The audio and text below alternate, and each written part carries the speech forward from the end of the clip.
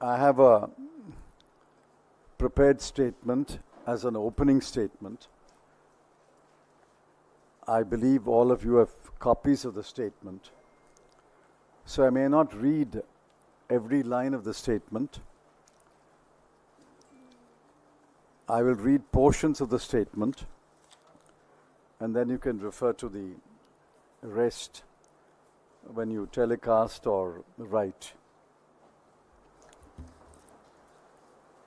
You have listened to the budget speech of the Honorable Finance Minister, as I did. The budget documents were uploaded only about 3 hours ago, and it will take time to read and analyze the documents. On behalf of the Congress Party, I shall make a few observations and comments, and my colleague, Ms. Supriya Srinath, will add more observations.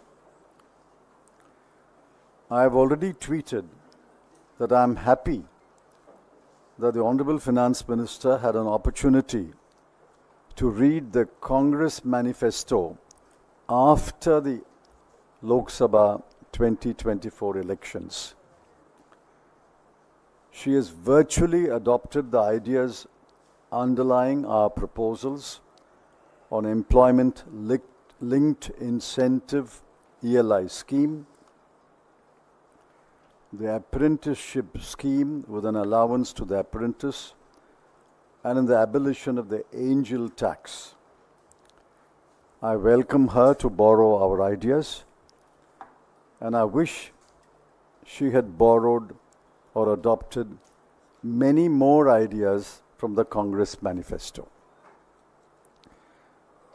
This morning, I had created a template to comment on the budget. In the first part of this statement, I have set out our expectations of the budget. In the second part, I have noted the relevant statement on the budget speech. Whether there was a response in the budget, and if so, what was the response? You will notice on some matters there was no response at all. First, unemployment. According to CMIE, the All India unemployment rate is 9.2%.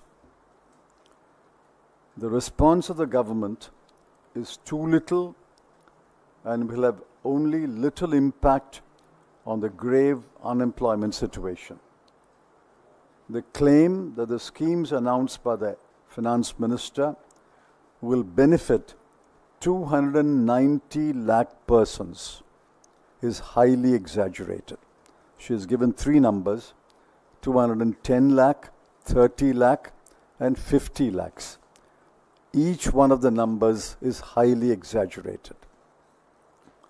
2. Inflation is the other major challenge.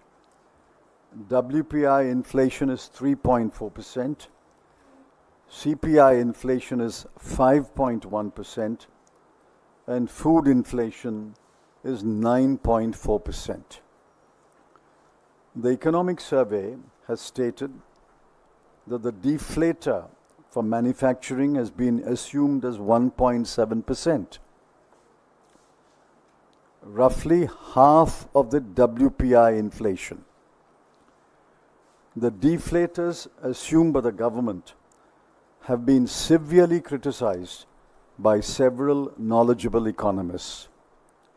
Unless the puzzle of the deflator is resolved, it is not possible to unquestionably accept the claimed GDP growth of 8.2% in 2023-24. Besides, the GDP growth rate is no answer to the huge challenge of inflation. The economic survey dismissed the issue of inflation in a few short sentences. The FM dismissed it in 10 words. The Finance Minister's dismissed inflation in 10 words in paragraph 3 of her speech. We deplore the casual attitude of the government, and nothing in the budget speech gives us the confidence that the government will seriously tackle the issue of inflation. Education is widespread but of poor quality. Nearly one half of the children are unable to read or write a simple text in any language and are numerically challenged. They are not fit for any skilled job. The central government must drive and help the states address these fundamental problems. The other issue concerning education is NEET and the scandal-ridden National Testing Agency. Several states have demanded that NEET should be scrapped and the states should be free to adopt their own methods of selecting candidates to various courses in medical education. The budget has no response. I did not hear the finance minister refer to school education. Yet the government is stubbornly clinging to NEET. You will recall, NEET is an examination at the end of school education. Interestingly, against the BE of rupees 1,16,470 crore on education, the government spent only rupees 1,08,878 crore. 4. Health care is better but not sufficient. Public health care is growing quantitatively but not in quality. Out-of-pocket expenditure is still about 47% of total health expenditure. There is a grave shortage of doctors, nurses, medical technicians, and diagnostic equipment and machines. The central government's expenditure on health care has declined to 0.28% as a proportion of GDP and to 1.9% as a proportion of total expenditure until the last year. The budget speech, there is no response. I did not hear the finance minister speak about the grave deficiencies in public health care. Moreover, against a BE of rupees 88,956 crore, the government spent only rupees 79,221 crore. 5. Wages have stagnated in the last 6 years after adjusting for inflation. Between 2017-18 and 2022-23, the average monthly earnings of workers were: self-employed worker, rupees 12,800 per month; casual or daily labor, rupees 7,400 per month; and regular wage labor, rupees 19,750 per month. We demand that the minimum wage should be fixed at rupees 400 per day for every kind of employment. While some relief has been given to the tax-paying citizen in the 0 to 20% tax bracket, no relief, I repeat, no relief at all, has been given to the poorer sections of the people, especially those who are non-tax-paying wage laborers and casual daily laborers. The government seems to be blissfully ignorant of its own statistics that wages have stagnated in the last 6 years while inflation is raging, and such workers are not paid a decent minimum wage. 6. Farmers are mobilizing to protest. One of their demands is that the MSP announced for an agricultural produce must be backed by a legal guarantee.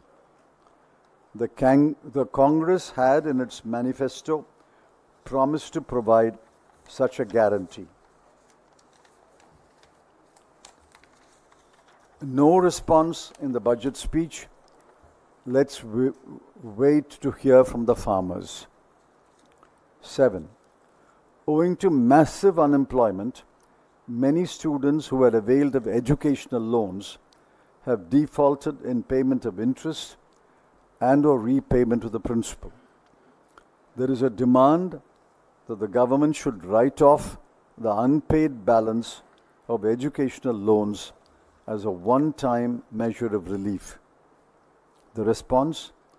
The government has unusually spoken about giving education loans. They did not say that in the previous budget speeches. They are talking about giving education loans.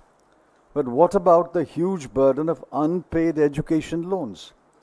Students and their families were hoping that, given the acute unemployment situation, the government would give relief to the current borrowers.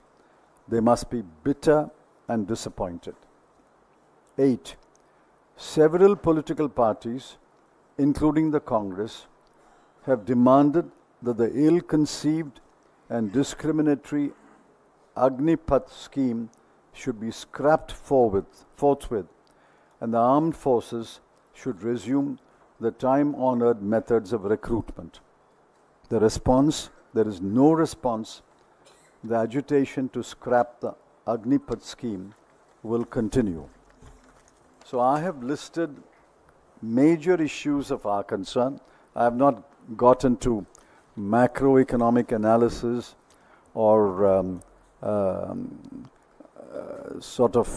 analyzing the numbers. I'm talking about the common citizen of India, the youth, the students, the farmers, the laborers. They have demands, and those demands have been articulated by every political party in the recent elections. The Congress was among the first party to carefully articulate those demands. I'm afraid the first budget of the new government has left us very, very disappointed.